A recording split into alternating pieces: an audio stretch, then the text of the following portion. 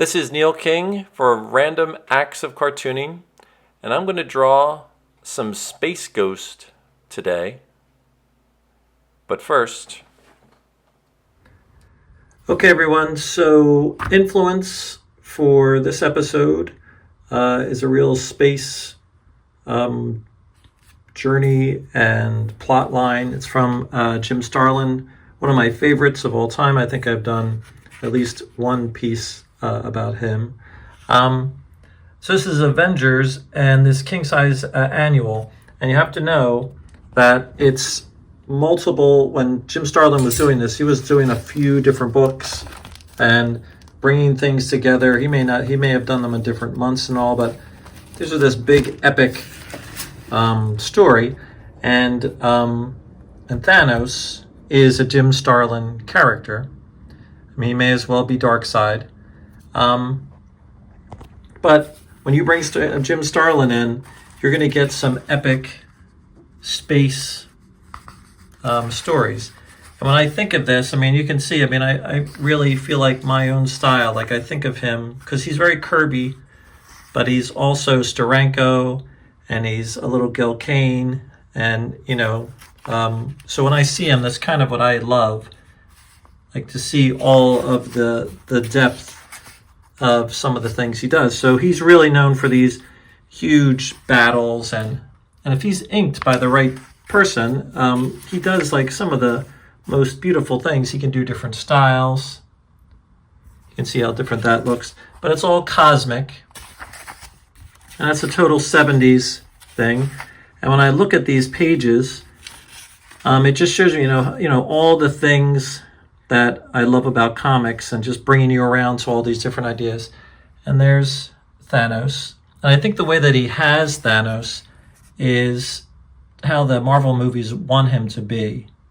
It's very intimidating, like unbeatable.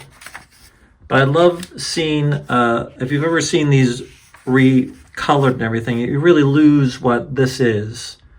And the saturated colors and all the subtleties to the pages. They use so many different things. But I just love his sense of drama. And I love the anatomy that he does, but it's all these battle scenes.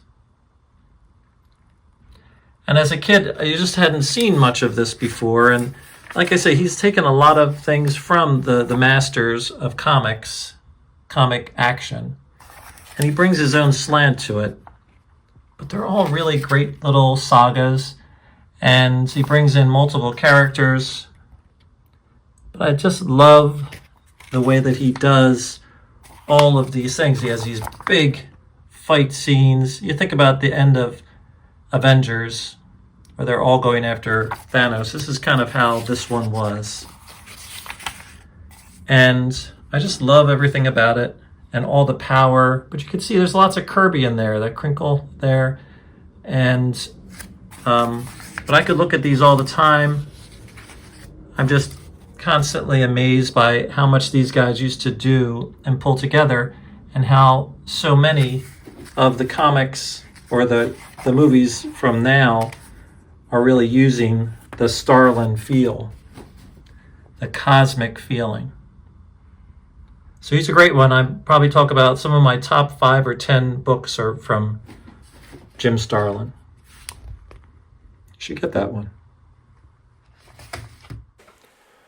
Okay, to start the process, I just kind of started off with I think it's like 100-pound multimedia paper.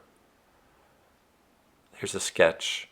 But what I did is I went over to my local printer, and I just did a commission by doing this. I printed 2 different logos on 2 different pieces of this 11 by 17 100-pound. That's multimedia, so it's like you can do watercolor on it, or you can do any kind of just drawing and markers and anything on this kind of paper. So I like the idea. I do this all the time when I'm in conventions. So I thought I would do one here and see, how I feel about it. So I took that pencil sketch you saw before and I started inking. And here I am at this point. I've already kind of laid in some of the lines. And when I tend to draw the Space Ghost character, I try to make him a little more menacing. In the comics and then recently, he's more of a comical figure.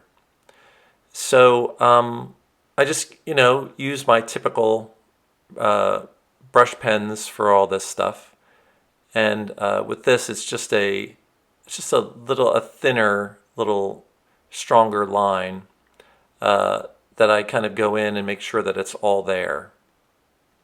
The stuff that I feel like for my style is it's the dry brush technique that I use, and I like to the way I'm working with color. I think I hope that it makes it kind of distinctive, the stuff that I'm doing.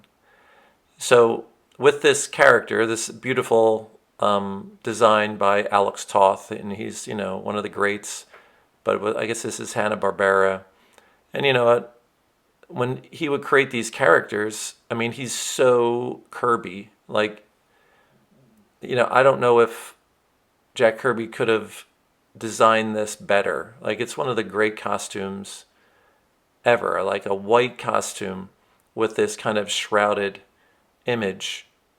It's just beautiful, and he looks great whether he's in the super cartoony look, or you could make him into something like an Alex Ross can do images of the character, super realistic, and it works. It's just because it's a beautiful and perfect design for a superhero, and this cosmic feeling that the character has. And it's all because of Alex Toth. And I have a book that I've shown about some of the characters that he created for animation and stuff. And this is just like one of them. It's there's I think that's why he has such staying power. Like, you see this image and you're like, you're just drawn to it. But it does allow, because it's all simple shapes, to just change it in your own little way. So I can't say that this is the way I draw his, the cowl that he has on there. Like, most of the time they don't have a highlight on it, but I tend to put it in, or I'll give like little sense of his neck that you probably don't see in the character the way that usually it's presented. But for me, it allows me to come in with my dry brush technique, and that's where I start, bringing my style to this beautiful character that's been made. So right now I'm just kind of laying in some of the darkest, strongest areas and starting to try to get what I like to think of is the drama of the image. So I have a little foreground. And what's nice about having this kind of paper and you have the logo up top, you really do think of it as a cover, not just a random sketch. So it gives it a little bit more context. And I think, I don't know, if I was a fan that, wanted something, I mean, I think this is definitely something it's a little, I don't know. I like seeing, if you're like comics, I think you like to see these kind of larger images. So that, this is probably very close to what an original size of a cover would be. It's bigger than the 10 by 15, which is the typical thing. But being 11 by 17, it's just a really good size for this, and it's easy to kind of work in. I like to have some indication of backgrounds for these kind of things. It doesn't have to be a lot, especially this kind of space character that he could be anywhere. And so when I do these kind of things, I'm just using some marks and making a thoughtful idea of he could be on some planet and, and a part of a scene that he would be dealing with. So for my style, again, I'm always trying not to do too much and allowing me a lot of opportunity that when I get in there with the color, it's going to be able to make it pop even more. And or just to keep it a limited color, it could work too with this great character design. Hey everyone, as always, I always remind everyone that I am a working cartoonist. So the whole point of doing the my episodes is to get everybody to go to my Amazon store and buy a bunch of the books that I make. So I have all kinds of different types of books, whether it's for all ages, like Who Stole All the Heads at the Met, and all kinds of books like this, Snowmen in the Springtime, fun contemplation of what would happen if snowmen survived into the spring. And then these are some older ones that I really think a lot of kids would like. Monsters in the Box. There's 4 different books that are collected in here. You get all this on Amazon. I have all the links in the episode. And as always, I'm here doing my sketches. I do conventions and everything, and I do all kinds of commissions. So these are the kinds of pieces that I do. So always contact me about that, or look for me at some of the local conventions that you're involved in. But make sure you're liking and subscribing. Okay, so it's time for some color. So again, remember this character has a white uniform. So I'm using my Prang semi-moist watercolors, pretty cheap and easy to work with.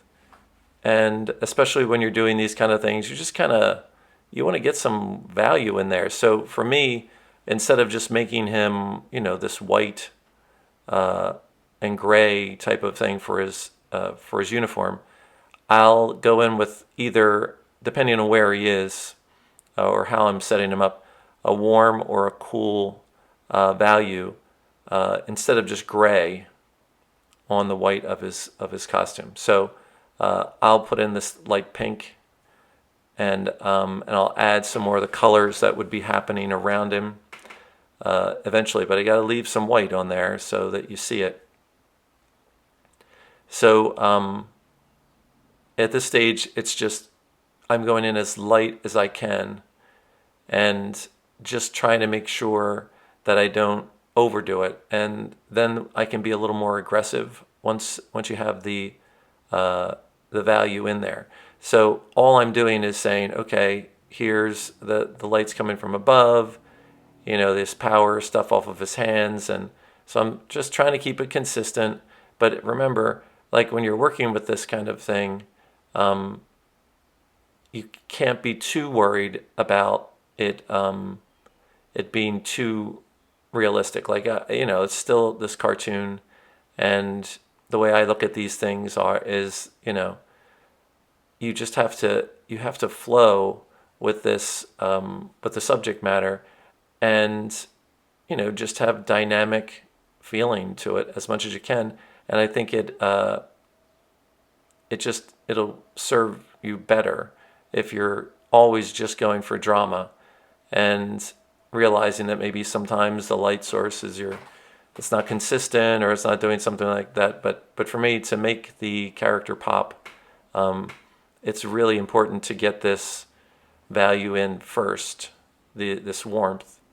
And because in the costume, his cape is yellow, as you can see. I'm trying to put that in, but because of the way I'm doing him, I'm not going to make it super, yellow that you're really kind of looking at. It's kind of this cape that's transparent is the way I look at it.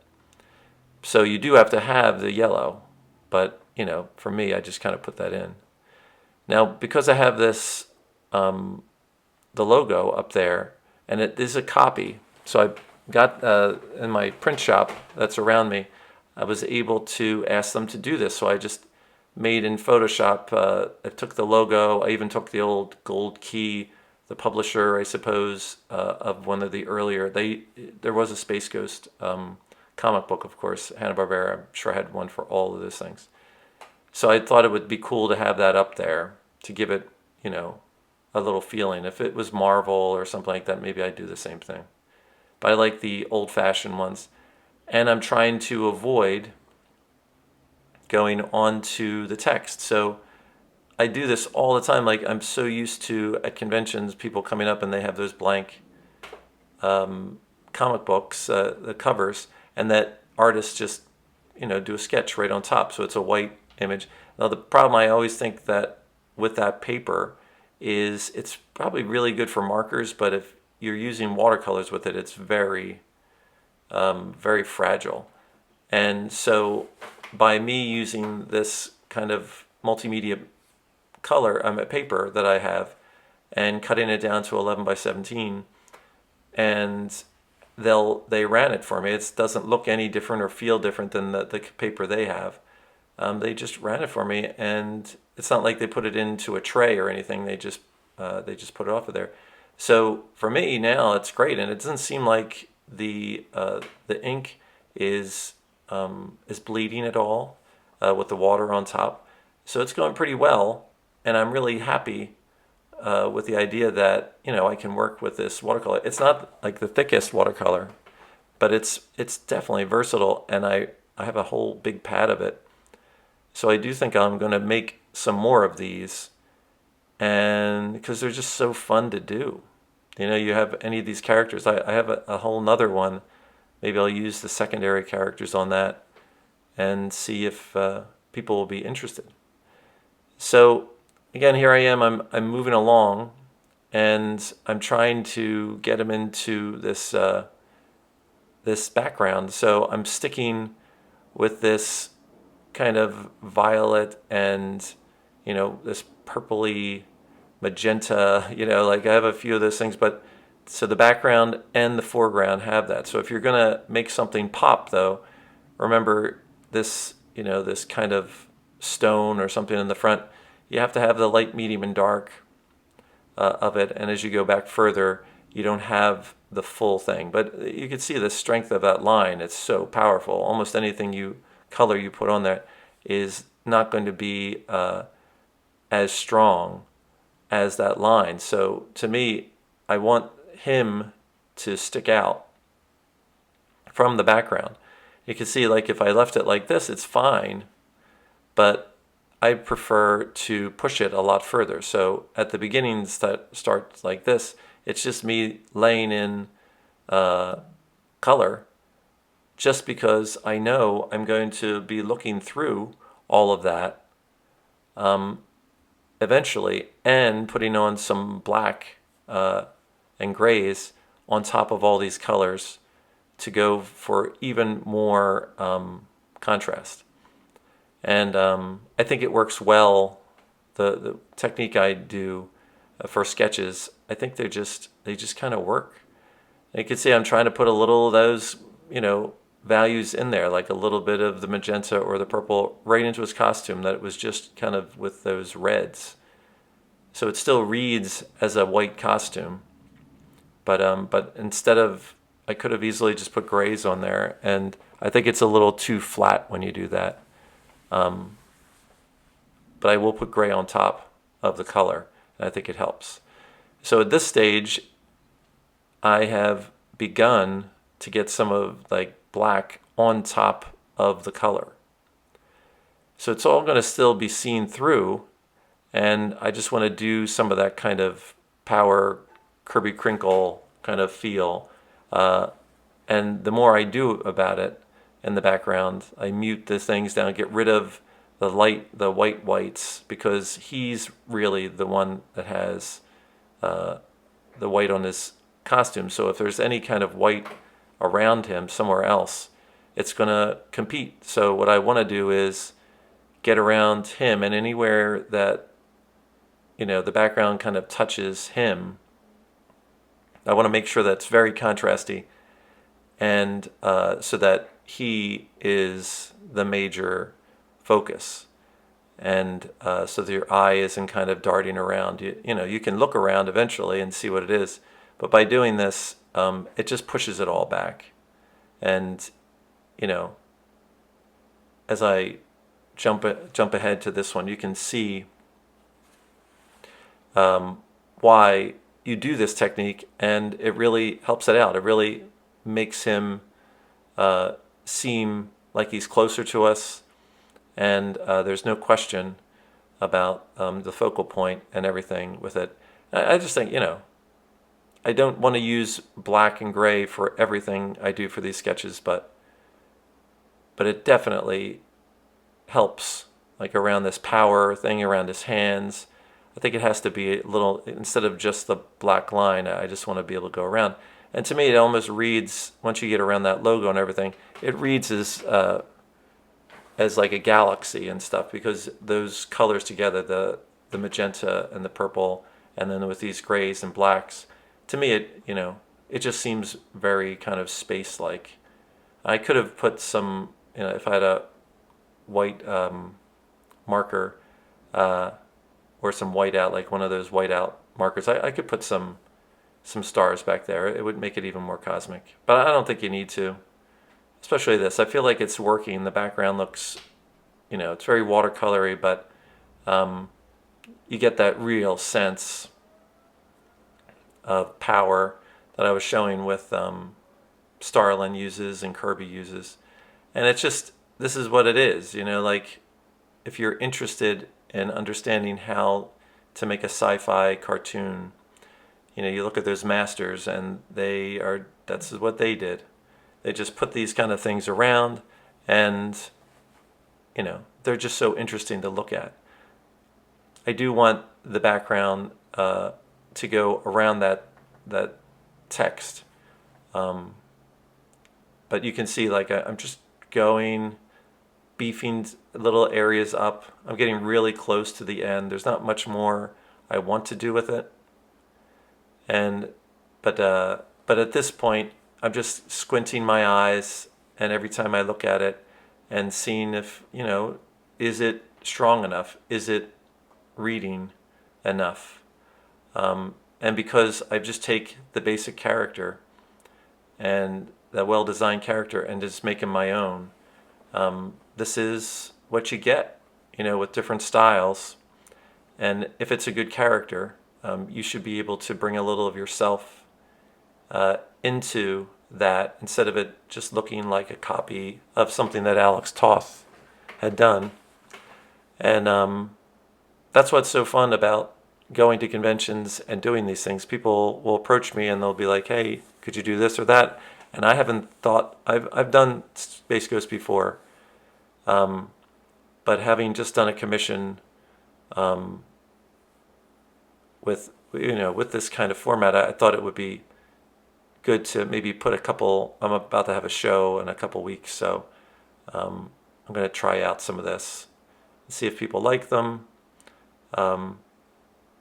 Because again, like, I like the size of it, that 11 by 17. My sketches tend to be 11 by 14. I have that kind of paper around. So I really am finishing this up. Now it is just blotting out and getting the ultimate contrast as much as I possibly can. And I'm just touching it up. So make sure that you get out there, get to some conventions, and look up people who are trying to sell sketches. And thanks for watching, and hope to see you next time.